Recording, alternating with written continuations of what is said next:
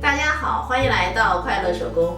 今天我想分享给您的呢是一款有趣的拎包。先来和大家介绍一下咱们这个包的材料和尺寸哈。这是呢主体部分的面子，它的长度呢64厘米，高度32厘米。所有这些铺面的尺寸，我们需要放1厘米的缝缝，面子1份，咱们的里子呢也是1份。里子的尺寸呢和面子是一样的哈。我的面子上有一个拼色，花色和纯色的面料呢占整个长度的1/2。咱们呢还需要2根45厘米长、2.5厘米宽的织带和1根32厘米长的拉链，2颗龙虾扣。材料包当中呢这些配件都配齐了。建议新手朋友呢买材料包比较省事儿哈，我会把配件呢都给配齐了。首先呢我们在主体材料的面子上固定上包带，包带的位置呢是离这条边11厘米，离中心线两边各5厘米。今天我们的包带是直接车在面子上的，所以我们需要车2遍哈。第一遍呢是这样子进行一个初步固定，车好以后呢我们把包带这样子翻上来哈，然后再车2条线。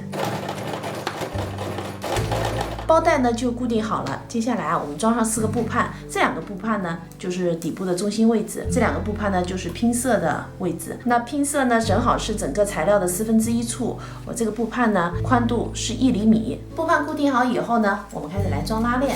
我们把拉链呢放在两端哈，齿呢冲里，然后盖上里子材料，我们两边呢各车1条线。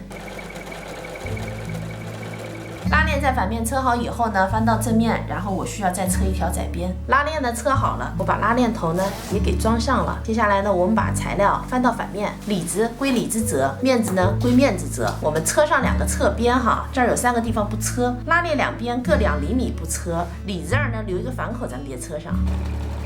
侧边车好以后呢，我把包翻到了正面。接下来呢，我们在包口拉链的两端装上龙虾扣。我们给龙虾扣穿上1根布条，然后从正面这样塞进去哈，位置呢正好是这个中间。现在我们剪齿的时候呢，要剪得多一点，我剪了3厘米，因为我们还要装工字扣。割好以后呢，我们这样子车1条线。现在拉链两端的龙虾扣呢就固定好了，我整个包就制作完成了。这个龙虾扣呢有2个作用哈，我们穿上1根长包带就能写肩背了。那龙虾扣还能固定上2个布判。接下来我看看固定上以后是什么效果。现在龙虾扣呢我扣好了，咱们整个包型就可爱多了。咱们在做中间这个布判的时候，尽量做的紧凑一点，就是稍微正好合适让扣子扣在这儿的时候不要来回动，如果它这儿是很松的话，那整个包型呢就不会这么紧凑。